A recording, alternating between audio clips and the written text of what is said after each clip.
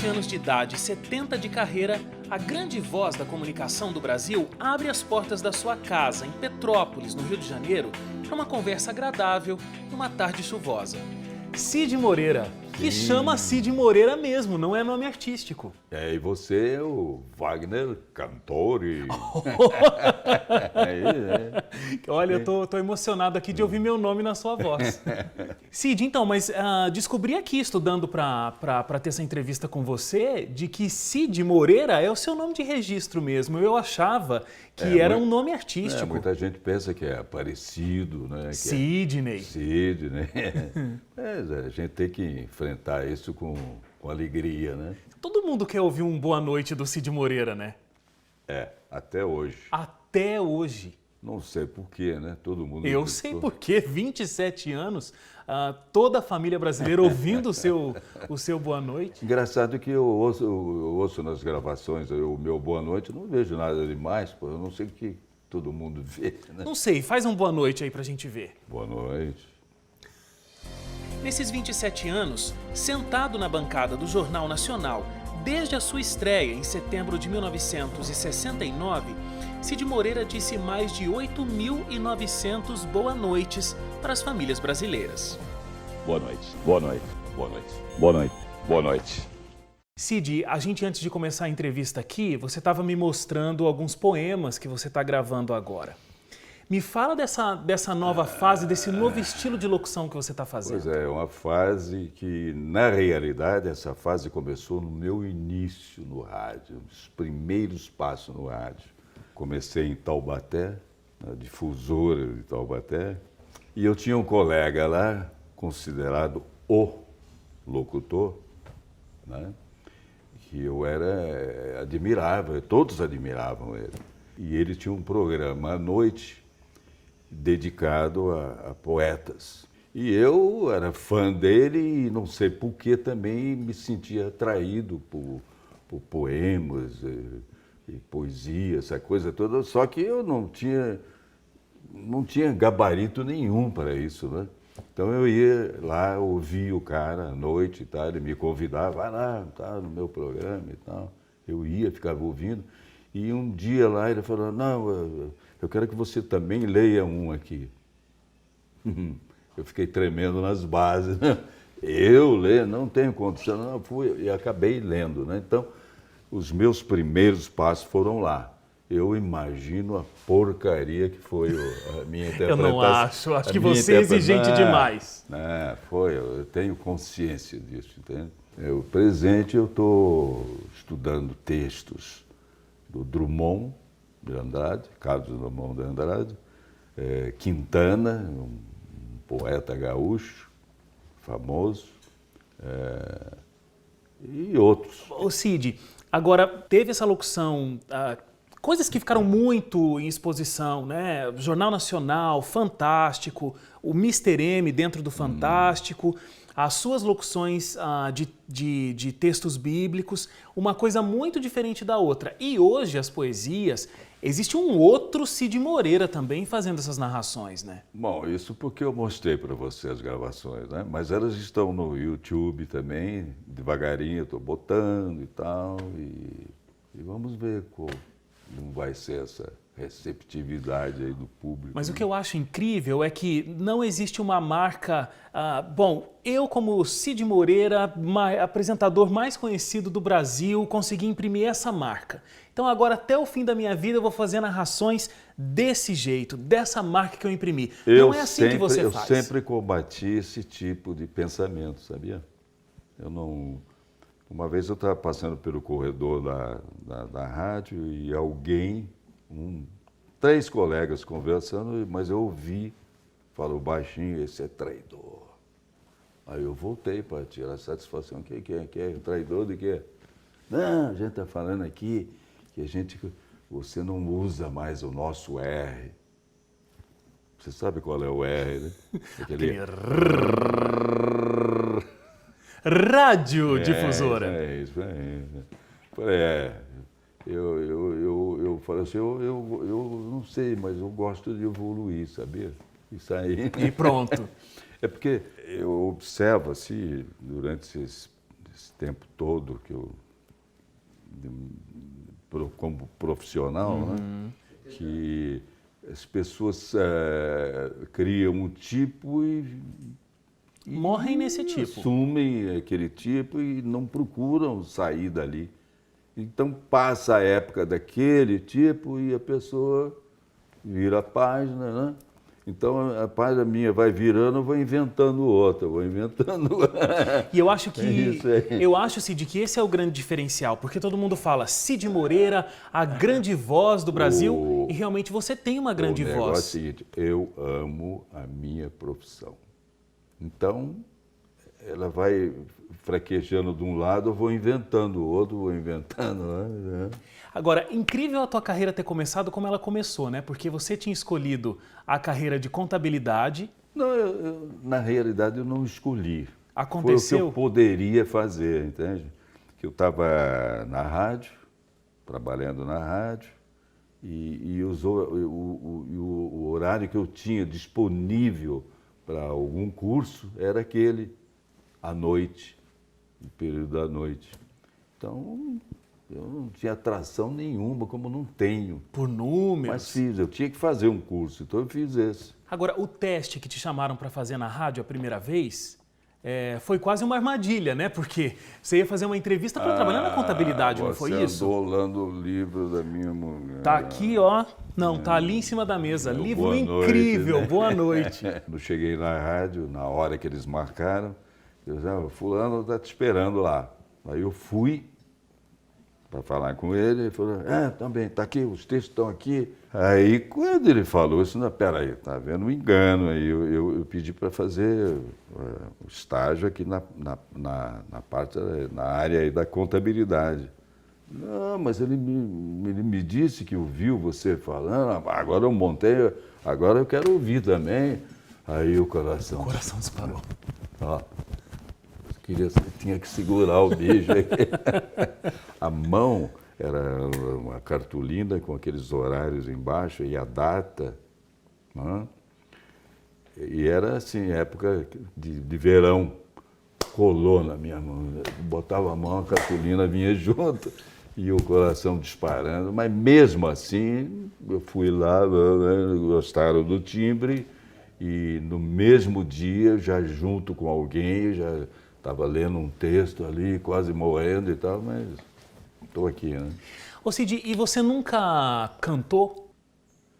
Nunca foi uma coisa, a música... Porque voz, você tem tanto trabalho com a sua voz, só fala. Eu só fiz vocalize, né? Esse negócio aí. Cid, você colocou toda essa sua credibilidade lá na bancada do Jornal Nacional. Aí tem outros momentos, tem momentos teus no Fantástico, como por exemplo o Mr. M. É um outro Cid Moreira. Não, também o Fantástico, eu devo ao Fantástico esse meu lado, assim, vamos dizer assim, de narrações mais leves, diferentes do jornal. Então isso começou a marcar, assim, apontando um outro caminho na locução, que é o de narrador, não é? É isso, eu devo ao Fantástico. Você foi o primeiro apresentador do Fantástico? Sim, sim. E apresentava o Jornal Nacional de segunda a sábado e o Fantástico no domingo? Eu fiquei uma época sem férias, 4 anos. Vamos falar sobre essa sua qualidade como locutor e como narrador, pessoa que tem uma interpretação extremamente apurada. Porque assim, a gente conhece de anos aquele Cid Moreira da bancada do Jornal Nacional, que lia as notícias com muita credibilidade. Falando de bancada, eu me lembrei da bancada do Jornal Nacional no início. Sabe como é que era? Como? Era um compensado, aquela madeira bem fininha, né? De cenário mesmo, né? E ela era presa assim por aqueles gelo baiano. Tinha assim uma parte de madeira, um gelo para cá, outro gelo para lá, para segurar a bancada, porque era muito leve. E um dia, né, sentava eu aqui, o Hilton Gomes lá, né? E no meio o João Saldanha. Que o Saldanha tinha de 1 minuto ou 2, eu sei, falando de esportes, né? Daí ele saía, entrava uma propaganda qualquer e tal, para dar tempo dele sair, e daí ia para o ar o jornal. Mas nós já estávamos lá na bancada, que era de compensado. Só que um dia, quando ele saiu, ele esbarrou e o gelo baiano não estava muito firme e virou a bancada com texto e tudo, e foi um Deus nos acuda. Entendeu? Ao vivo, Cid? Não, antes de entrar o de entrar jornal, o jornal. mas o script do Foi embora. Então foi uma correria ali, cadê a página? E o jornal no ar, entendeu? Todo dia, ao vivo, sempre tem uma questão. Por exemplo, uma coisa que ficou muito... Tudo que é ao vivo, você está correndo um risco. Tem aquela história que até hoje as pessoas pensam que você apresentava o telejornal de terno e gravata da cintura para cima e tênis e bermuda da cintura para baixo. Já que você falou, foi um dia que eu estava em Petrópolis, né? Como estamos agora. Aqui em Petrópolis. E eu desci assim, até com uma boa antecedência, né? Para não chegar atrasado. Mas caiu um temporal e eu fui obrigado a mudar o roteiro da viagem. Eu cheguei, fui, porque, bom, eu olhei, pô, não vai dar mais, não sei o que eles vão fazer lá, porque era só eu no jornal na época. E quando cheguei, estava lá o Léo Batista, já sentadinho ali e tal, e a diretora Alice Maria, nervosa lá, né, comendo a unha. Daí eu cheguei e eu acho que faltava um minuto, né? Vai que dá tempo. O Léo não sabia se continuava sentado, se levantava. E eu peguei e tal, e botei a gravata e paletó e deixei para dar o laço aqui no final. Eu sei dizer que o Léo levantou, eu sentei, acabei de fechar a noite, tapa no ar. E da cintura para baixo. E às vezes eu sonho isso, hein? Até hoje, Cid. Até hoje. E a história daquela mosca que também deu uma atrapalhada no telejornal? Como é que você soube disso? O governo desativa um projeto que buscava novas alternativas de geração de energia. Aquela mosquinha aí de fruta, né? Essa pequenininha, ela cismou de querer entrar numa das narinas. Narina aqui, né? Assim, então eu espantei a mosca, né? E dando uma entrevista no Jô Soares, por coincidência, apareceu uma mosca lá na hora. Foi a festa, né? A festa. Aqui, infelizmente, não teve mosca nenhuma até agora. O De ambiente está repente, tranquilo. é capaz de aparecer um... Ela volta.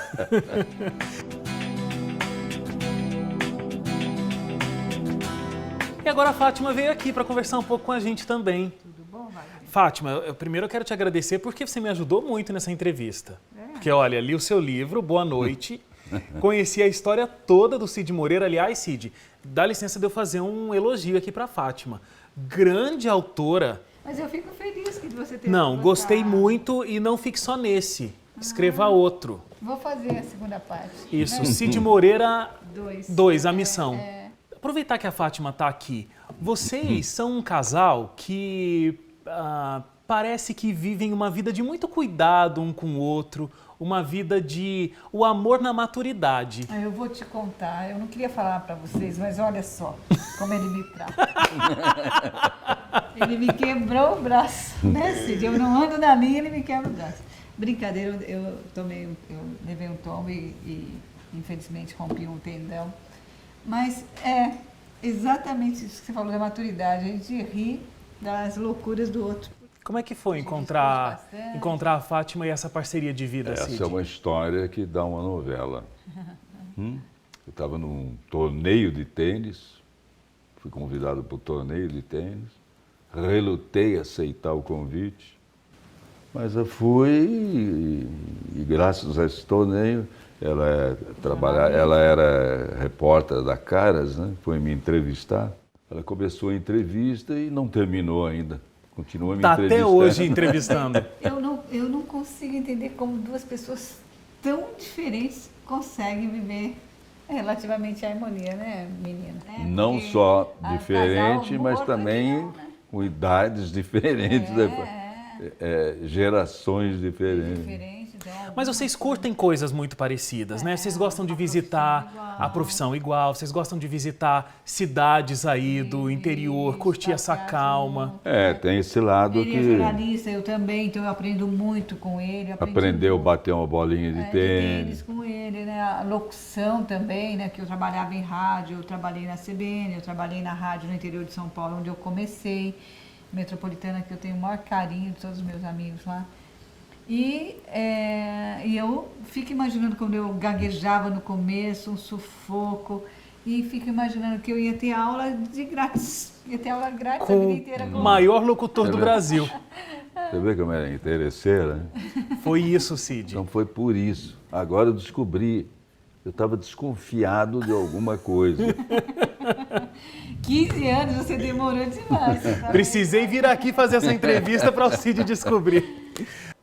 O Mestre Jesus disse: não se preocupem com a comida e com a bebida que precisam para viver, nem com a roupa que precisam para se vestir.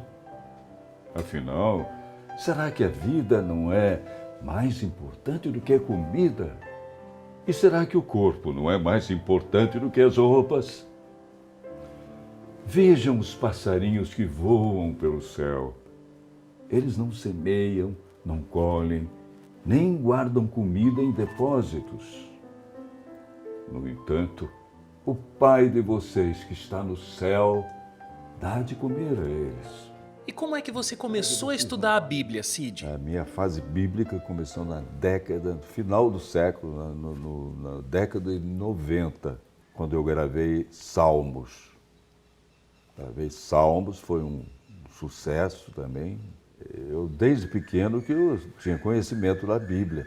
Eu costumava, quando era garoto, não sei porquê, quando o pessoal estava assim, tomando um solzinho lá fora, na época de inverno, assim, eu pegava a Bíblia e começava a ler provérbios, aquelas frases. Depois, então, quando eu gravei a Bíblia, eu optei pela linguagem de hoje, por ela ser mais compreensível. E também, quando eu gravei essa Bíblia, que hoje está até no YouVersion, está sabendo? Você já acessou? Então é bom que você saiba. Gratuito para o mundo todo. É um né? aplicativo que, você vê, uma coisa leva a outra. Eu estava em Nova York com ela agora no fim do ano e, de repente, uma menina de uns 7, 8 anos me apontou e ela estava com os pais e mais 2 irmãos, 5. E com o celular na mão. O Cid Moreira e tal. E na hora ela apertou, olha aqui a sua voz, ela captou. Tá lá para todo mundo ouvir. O Cid falou assim para ela, você é muito nova para me conhecer. Eu tô fora do jornal. Mas eu estou ouvindo a Bíblia do Senhor. Exatamente. Você tem um contato com a Igreja Adventista do Sétimo Dia muito próximo, né? Eu sou agradecido à Igreja Adventista que me apoiou no lançamento dessa gravação. Quando eu gravei Passagem Bíblica, foi um sucesso, vendeu milhões de CDs. Então nasceu uma ideia, por que não gravar a Bíblia na íntegra? Você inclusive gravou na sua voz um curso bíblico que o Ivan Saraiva... que o Ivan Saraiva distribui. Isso, completamente são gratuito, 200 mil CDs que já foram distribuídos gratuitamente. Que maravilha. 200 mil. Que maravilha. Imagina as cópias, né, que podem ter sido feitas. E as pessoas que aprenderam da Bíblia com a E sua eu tenho voz. distribuído, porque eles me mandaram aí, então quando eu vou a algum lugar... A gente leva um pouco de cada CD, né, para dar uma coisa ou outra no trabalho do Cid, algum querido que pede, né? A gente está falando desse contato com a Igreja Adventista, Cid, e eu tô aqui nas mãos com o Guia Prático de Saúde da CPB. É o original que chegou na sua mão, você ainda era muito jovem. Você tem uma longa história, que meu pai, como eu contei antes, ele foi bibliotecário no colégio. Mas antes ele havia sido gerente também de um clube recreativo e o clube tinha uma biblioteca também. E todos os livros que iam em duplicata eram doados. Em duplicata ele levava para casa. Então, na minha casa tinha uma pequena biblioteca. E um dos livros que ele recebeu em duplicata é este aqui, está vendo? Guia Prático de Saúde. Da Casa Publicadora, PH ainda, que né? graças a ele ele me fez assim, me inspirou a sempre cuidar da alimentação. Então eu li aqui nele o que fazia mal, o que fazia bem, a necessidade que o ser humano tem de cuidar da alimentação e não só, e também de ter uma boa digestão, e que a maioria não usa, que são os dentes. A pessoa só usa o dente às vezes para sorrir. Mas não mastigam a comida. Mas não mastiga. Então, eu parei de comer carne, então eu dou preferência para o arroz integral, para os vegetais, Fruta. e principalmente para as frutas, né? De manhã Que a só minha fruta. primeira alimentação é só fruta. E às vezes até à tarde, só fruta. E à tarde, então, é arroz integral e tal, porque eu já estou habituado. Você quer viver até quantos anos, Cid? Até quando Deus quiser.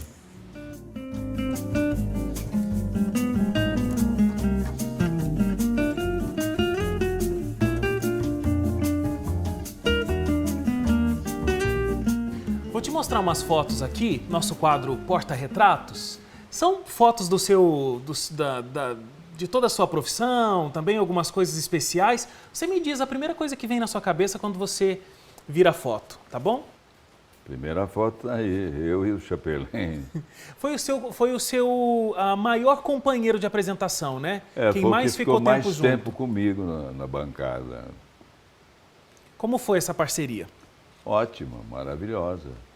Até hoje tenho saudade desse tempo.